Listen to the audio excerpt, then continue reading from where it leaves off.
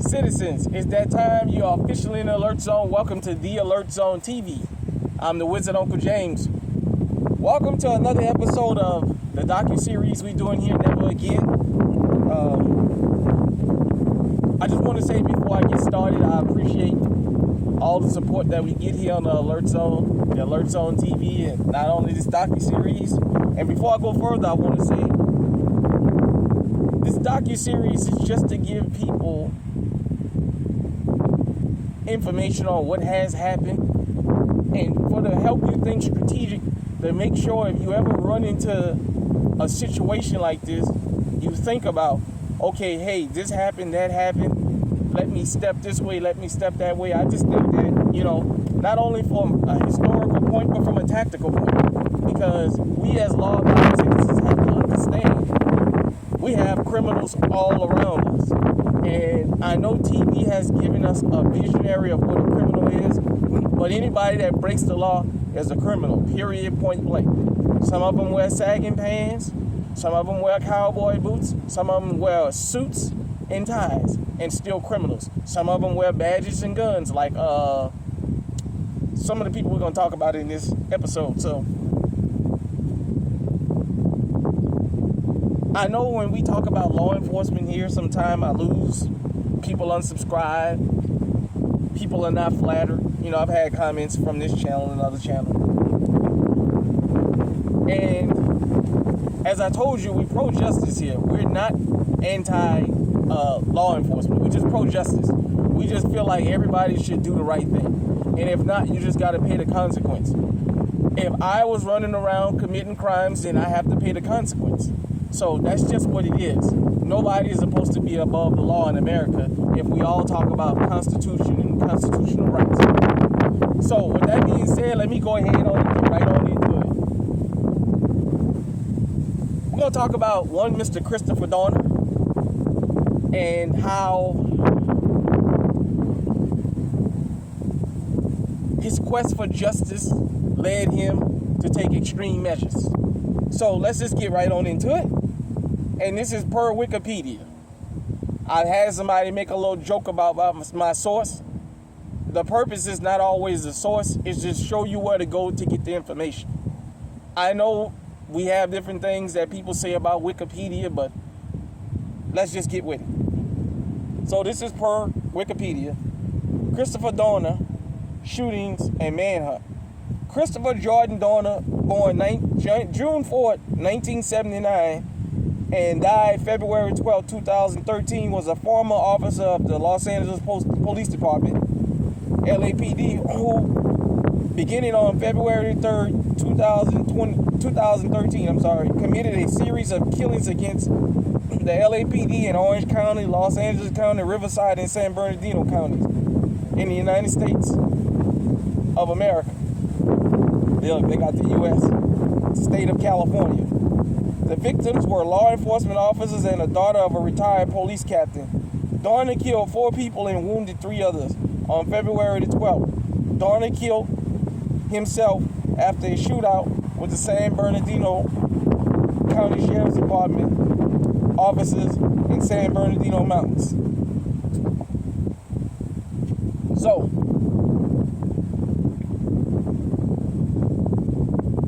you guys heard it. That was just a short briefing.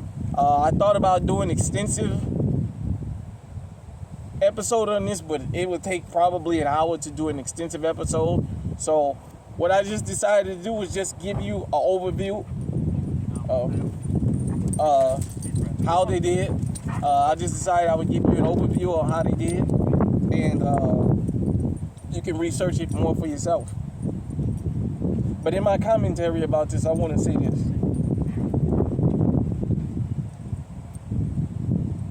Christopher Dorner was dying to protect the public. He died protecting the public. Some of you may or may not agree with what he did. For those of you who don't know, it's been reported. There was paperwork showing how many times he filed complaints against bad officers and nothing was done about it. I know we like to talk about there's only a few bad apples. It's not the majority of the officers, but there was an extensive cover-up in this case. And because of the extensive cover-up in this case, Christopher Dorner was able to, I guess, what he felt he had to do. We love to talk about there's only a few bad officers, but that seems to not hold true. The fact that he was a member of LAPD and from LA County, you know, the LA Sheriff's Department, when this first happened, it led me to start just researching a little bit more about something. And I'm going to give you guys a unfun fact, but this is directly to the back the badge, back the blue crowd. There's several police departments in this country that have different police unions for different racial/ethnic makeups. I know for sure the Dallas Police Department has a black police union, a white police union, and a Hispanic police union. If we're supposed to be back in the badge, why are there different unions? I thought it's only supposed to be one color blue. So you see, when we do these series, when I do certain things, I like to connect the dots. You can't have the amount of police misconduct you have, and it always has the same undertone, and it not be a system in it. So that's kind of how I found that out, was after the whole Christopher Dorner thing. You know, they say he killed himself in the shootout, but law enforcement is on tape burning the cabin down and making it clear they was going to kill him no matter what. So I don't believe Christopher Dorner killed himself. I believe he was killed in the shootout, because that was reported at first. And now they're saying, you know, he died of self-inflicted pain.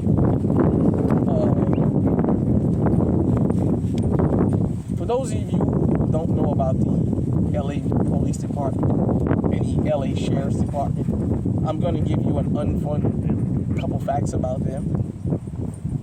One fact being, during the Great Migration, when Black Americans left the South and headed north and headed out to California in large droves, they were met with a lot of resistance by Californians that were already there, even some of the black ones.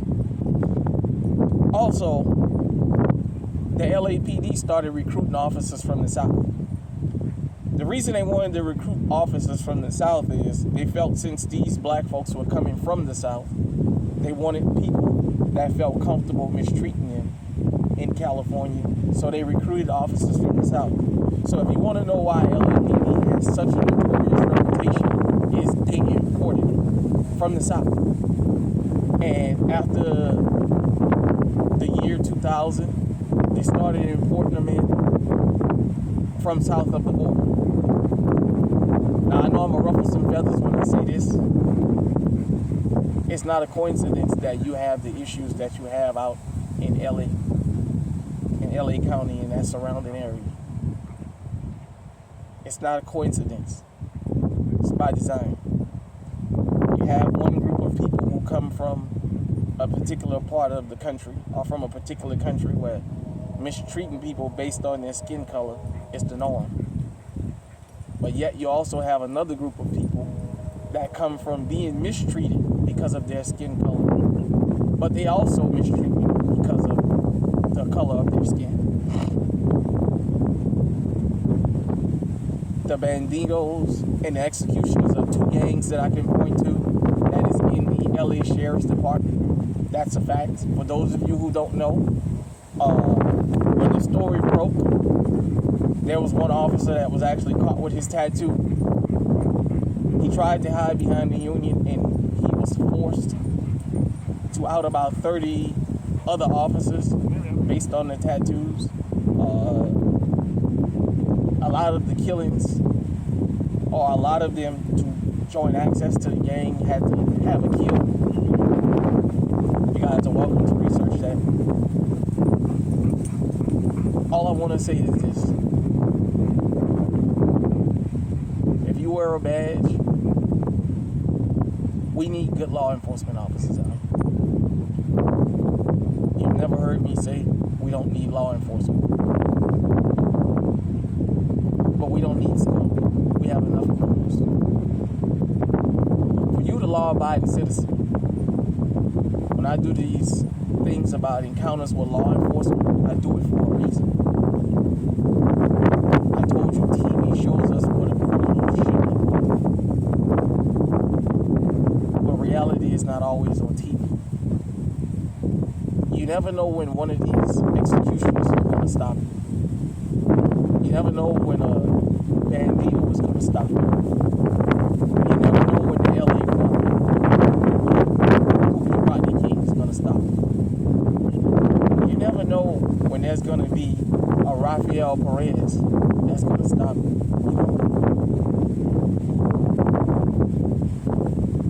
Christopher Dorner gave his life trying to protect the public. Yet back to mass crime, they don't salute him. They don't salute him for that kind of bravery. That was a brave thing to do, in my opinion. I don't call for violence, nor do I condone it. But we never talk about the violence that is taken out on officers that go and report crimes by other officers. We don't talk about how the police unions protect the rotten officers and help push the good ones, the so-called good ones, the ones that speak up. We never talk about it. See, if we're going to tell the story, we got to tell the full story or don't tell the story at all. We can't pick and choose what part of the story we're going to tell.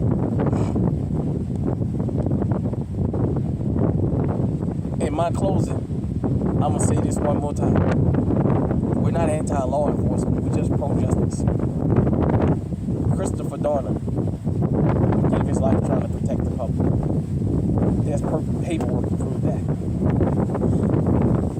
Hit me in the comment section. Let me know what you think. Until next time, stay safe, stay armed, stay on high alert.